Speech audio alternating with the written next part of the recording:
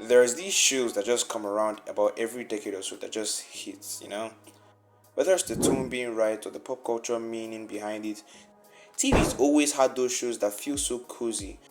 What I never expected was for the movie to come from big old Monopoly man Walt Disney, the company that took all your favorite characters and just slapped on a heavy coat of CGI. Gravity Falls is a show I've known about since day one, but never really gave the chance because it looked like all the other formulaic shows and it only aired on Disney XD in my city at night, way past our 8 o'clock bedtime. But these past days I thought to myself, hey, I've got nothing I'm doing with my life, why don't I give it a try? I'll catch you later, Bills, I've got a movie to watch. I have never been happier to be wrong in my entire life. This show is crazy, 10 out of 10, you get all the flowers. Good show, jolly good show. Now before you think I'm glazing it, no, I don't think all shows are good. Have you seen The Ghost and Molly McGee? So today I'm going to be going over the show, talking about how I think it was the best freaking show ever, and see if I can convince you to come down the creepy alley with me. Now grab your 6-finger journals and your grappling hook, because we got work to do. Now as I'm sure you already know, Gravity Falls follows the story of two twins, Dipper and Maple Pines, who go to spend their summer at their grandpa's house in Gravity Falls, Oregon. There they meet Wendy, Dipper's love interest, and Seuss, the comic relief character. This story tends to just kind of revolve around them and tackle sort of a monster of the week adventure. It's not until later episodes that we get to see everything unravel, and I just gotta say, from the get-go, there's something about how well written and expressive all these characters are that just makes me so engaged. Most animated kids shows, I tend to find the characters unfunny and frankly very unlikable. But as I watched this show, I saw myself loving the jokes on this show. Maybe even letting out the once in a while. I mean, we've had swing and miss characters like Sheriff Blobs and whatever the heck that lanky dude's name is. And then we also have comedy classics like Old Man McGucket. That guy cracks me up every time he shows up on the screen. McGucket, your invention was a catastrophe. That's probably why I live in the dump. I cannot overemphasize how well written this character. That's even part of the reason I got so invested in this show. Even from their pilot episode, it was already a smash hit. It already set the grounds for the masterpiece of a show and established the main character's traits pretty well. Dipper as the mystery seeker, Mabel as the kid who runs on Adderall, Stan as the lovable grumple. Like, how many other shows can do that? Kids shows for that matter. Most kids shows look like they aren't even trying. They're all about this play it safe mentality. These very rounded and distinct colors to appeal to their demographic, because they think they're stupid. Also, I like the fact that the show gives us an underlying sense of mystery to be discovered. Now, you could watch the full series top to bottom with your blind baby soy milk eyes and not even notice all sorts of hidden cryptography in this show. For all those ladies out there who couldn't be bothered to attend a credit semester at college or do a quick Google search, there are so many ciphers hidden in this show. In the first episode, there is this little whisper at the beginning. Yeah, just your average whisper, right? Except it's not. Idiot. If you was a freaking genius like me, you'd know to play back that audio, then you get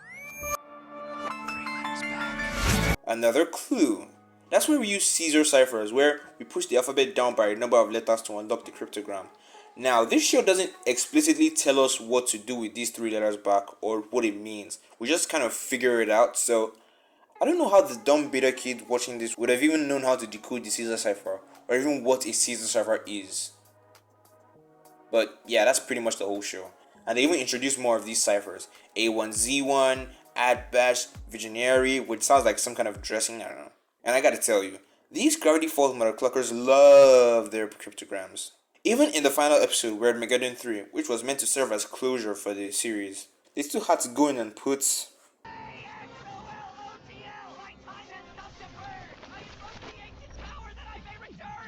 Gravity Falls is also one of those shows that's so oddly serialized.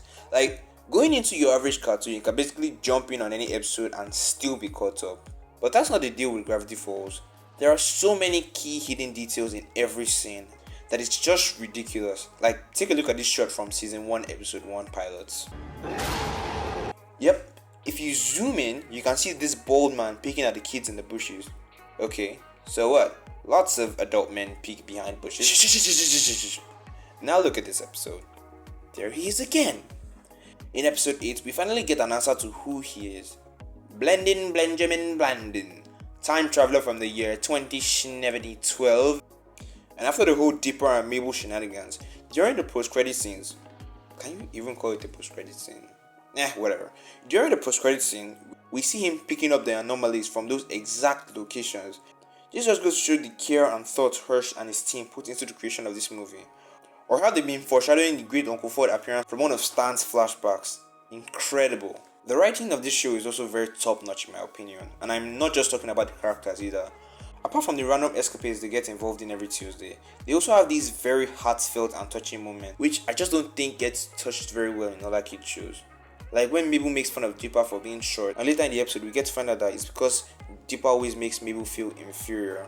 Or when Dipper tried to prove his manliness by joining a pack of bull people, and later on in the episode, through the power of music, finds out that he doesn't need to prove anything. That shit hits hard.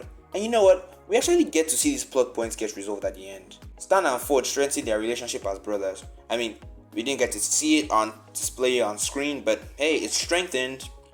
Dipper's crush on Wendy despite the 3-year age gap gets resolved, and Dipper handling it overall pretty well in my opinion. Finally accepting that she's way out of your league. Yeah, leave her for TJ Miller. Mabel accepting to finally grow up and let go of the past, and hey, even Seuss is now Mr. Mystery.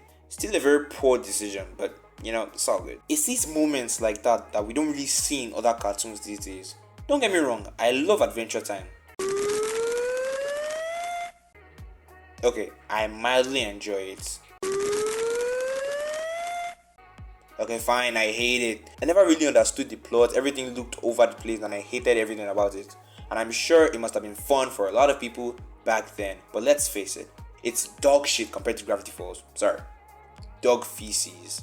The thing I noticed about these shows is that they come, they play their parts, and they leave. Most of the shows being forgotten years after they've gone. But Gravity Falls has managed to keep its community up and stronger than ever. I mean, what other show organizes a worldwide scavenger hunt with the price of transferring an evil Dorito man's consciousness to your brain? Spoiler alert, none. I mean, there are still new theories and conspiracies being put together by this Gravity Falls subreddit and the Discord servers. Now, if that isn't the obsession, I don't know what is.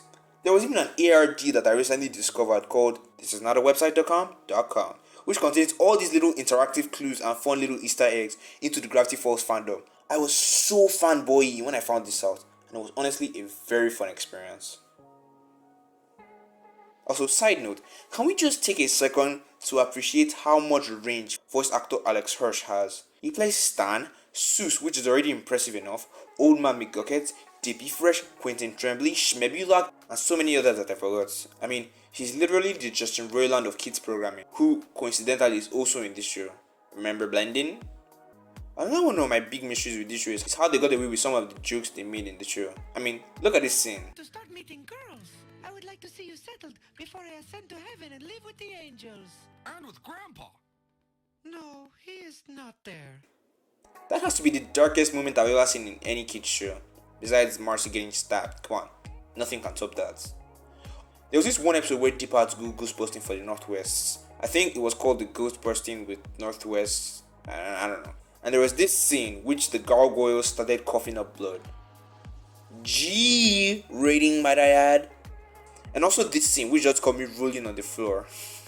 FBI, open up! Of course, it can't be a full Gravity Falls review without talking about the main man, the isosceles incinerator, Bill Cipher. He's a real change of pace. For the dark and serious vibe the tension builds up here and there, it's nice hearing his cute little cartoon voice. Oh, what the fuck? What the fuck? What did he do to the title screen? That is so messed up. Oh my god. I've heard so much great news about the Book of Bill and have been wanting to get it for the longest time. But you know how anti-religious the book could seem to some people, so I'll just stick to the cracks. I mean, the internet. I didn't say anything. And with that, we have come to the end of this analysis. Analyses, whatever, I don't know. Now, if you had to pick, who would be your favorite character? Well, that's easy. Stan is a close second. Schmebulak wins. Schmebulak. Alright, that's it for me. And remember, kids, reality is an illusion, the universe is a hologram. Bye, gold. Bye.